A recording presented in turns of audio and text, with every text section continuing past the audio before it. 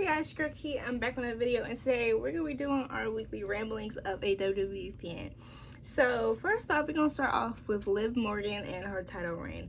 Of course, I've talked on this topic, I've touched on it a little bit, but at the same time, I feel as though I want to kind of reiterate some things because I'm thinking that this is close to the end of her reign. Bad Blood, I'm hoping she wraps this up. But I also want to talk about her title reign because, and I didn't want to make a whole video because I didn't want it to seem as though I'm just dogpiling, because there's a lot of people that are kind of, making up excuses just to easily hate, just cause it's fun and just cause it's not fun, just cause it's easy to do and it'll garner a lot of attention. But I like Liv's reign for her character. I feel as though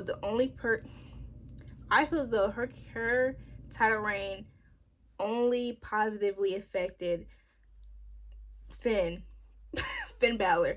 I would say Dom, but not really, because Dom isn't really getting anything out of being, maybe the fact that he's a little bit, no, he doesn't really get anything from this either. It's just her and Finn are getting the most out of this title reign.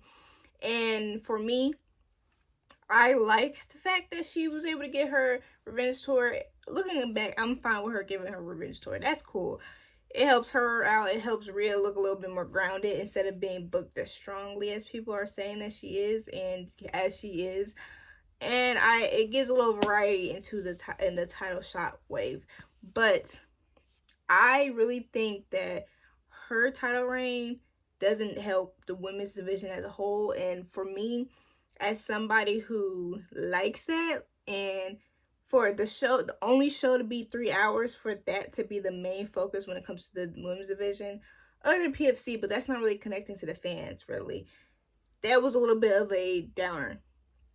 It's a little bit of a downer, and I'm just hoping that Raquel doesn't come through like people are suggesting and making this title reign even longer. Because to me, if you don't make it short and sweet, it's going to be long and horrible. And who really wants to go through that? Then it would just do more harm than good for Liv's character. And you don't want that, because after this, what next? You don't really want to book her in a way that she's like fans think she's a little bit unbearable. Because then again, he is good, but in the long run, certain types of heat doesn't really work well for women characters now, because people are just, it's weird how people are, but sometimes that heat doesn't always work with the women talent. The next one, I'm gonna say this, I'm gonna give him his ones like I previously did. Triple H did his thing by making a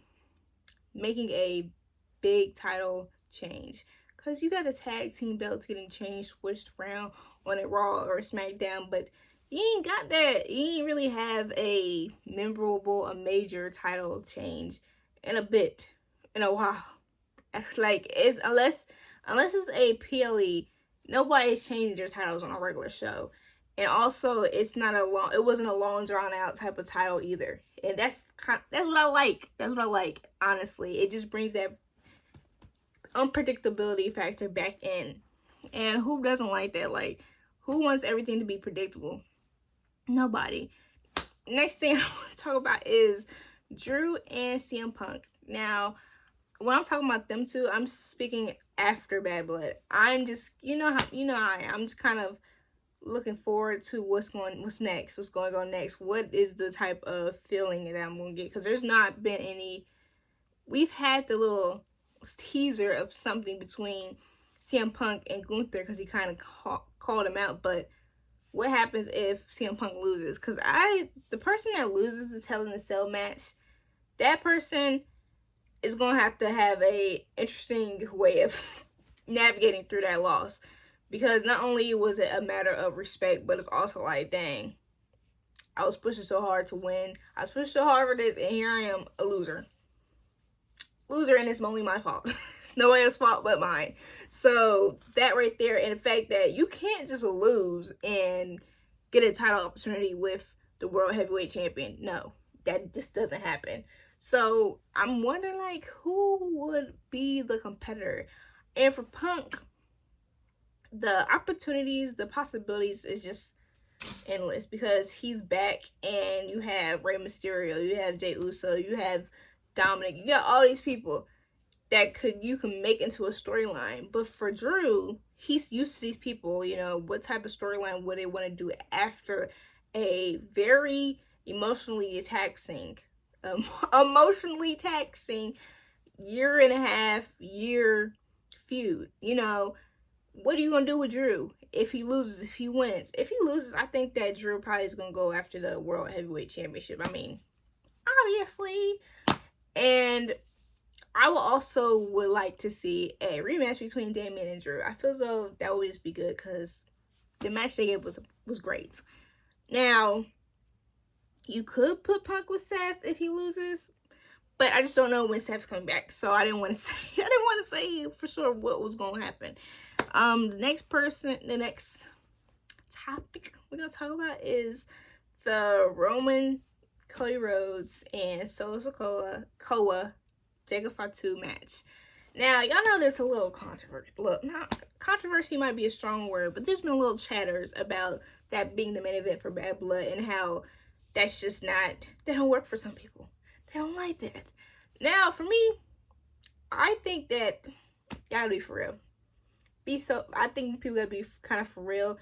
Either way, it's gonna be fine. Either way, I personally believe that if this tag team is the main event, it makes sense. It just does. You got Roman Reigns.